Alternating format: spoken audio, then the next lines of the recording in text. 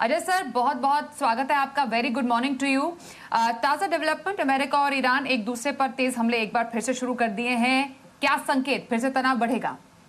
जी बिल्कुल, तनाव बढ़ा है। ओवरऑल देखें, पिछले 2 दिनों में क्या हुआ। ईरान ने एक सरप्राइज मिसाइल अटैक किया यूएस बेसिस पे, जो लकीली इंटरसेप्ट हो गया।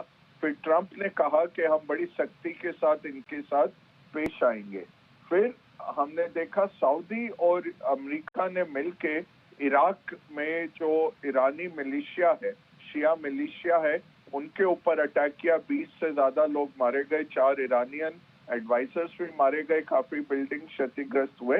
अक्रॉस इराक उन्होंने ये अटैक किया और पहली बारी सऊदी ने खुल के अटैक किया कि हमें 3 तरफा अटैक्स हो रहे हैं। इराक से हमारे ऊपर ड्रोन अटैक हो रहा है, ईरान से आ रहे हैं और हुतीस भी हमारे साउथ से अटैक कर रहे हैं। तो सऊदी भी उतर पड़ा जंग में और फिर ईरान ने इसकी निंदा की। आज सवेरे अभी भी 1 घंटे पहले तक अमेरिका ने एक हमला किया है ईरान के ऊपर। उसका अभी जायजा नहीं आया है और ईरान का रिटेलिएशन उसका नहीं आया है। बट $90 ब्रेंट क्रॉस हुआ, उसके चलते अभी थोड़ा नीचे है। और वो उसमें सबसे बड़ी बात है चीन एक बैलेंसिंग फैक्टर बना रहा है। जो 40 लाख बैरल दिन के चीन इंपोर्ट करता था वो नहीं कर रहा है, तो मार्केट को बैलेंस करने की कोशिश कर रहा है चीन। और दूसरा जो हम देख रहे हैं कि यूक्रेन में भी बहुत भारी हमला हुआ है रशिया के द्वारा बैलिस्टिक मिसाइल्स से। तो ओवरऑल देखें तो रिस्क ऑफ है काफी मार्केट्स में। बट अभी हमारा गिफ्ट निफ्टी इतना रिएक्शन नहीं दे रहा स्वाति जी। बिल्कुल सर, इंपॉर्टेंट डेवलपमेंट एक और, एज एक्सपेक्टेड यूएस फेड की पॉलिसी के बाद दरों में कोई बदलाव नहीं हुआ लगातार 5वीं बार। अमेरिकी बाजार क्यों गिरे उसके बाद? देखिए, बाजार ये कह रहे हैं कि केविन वॉश का क्रेडिबिलिटी नहीं है।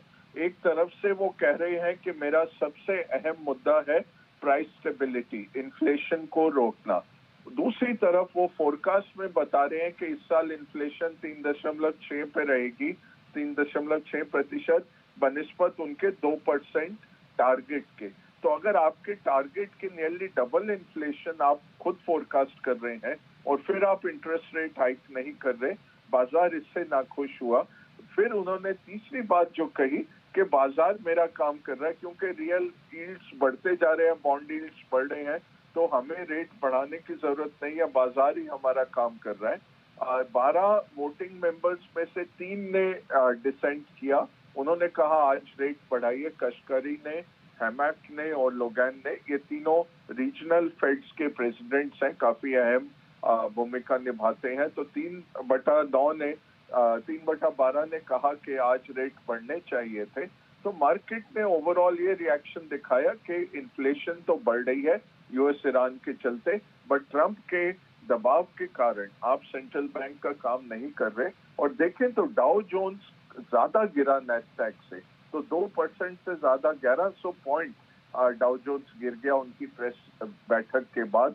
अगली बैठक जो है वो नॉर्मल वही है, ये कैंसस सिटी में जो जैक्सन होल सिंपोजियम होता है, अगस्त की बैठक वो है, उसमें पॉलिसी डिसीजन नहीं होता है। तो अब सितंबर तक बात जाती है और बाजार यही कह रहा है, दर्शा रहा है कि बॉन्ड यील्ड्स बढ़ा के कि फेड थोड़ा पीछे रह गया है इन्फ्लेशन की जंग में और वो बाजार को गवारा नहीं है।